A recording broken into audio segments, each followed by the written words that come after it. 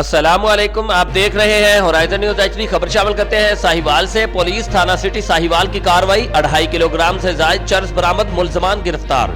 D P او ساہیوال صادق بلوچ کی ہدایت پر Sahiwal police کا جرائم پیشہ عناصر کے خلاف بلا تفریق کریک ڈاؤن جاری۔ ایس ایچ او تھانہ سٹی ساہیوال مدثر غفار نے ہمراہ ٹیم کارروائی کرتے ہوئے بدنام زمانہ منشیات فروش اکبر بھٹی سکنہ شریف کالونی سے 2075 گرام چرس اور طارق جٹ سکنہ 8154 کو رنگے ہاتھوں گرفتار کر کے چرس 640 گرام برآمد کر لی۔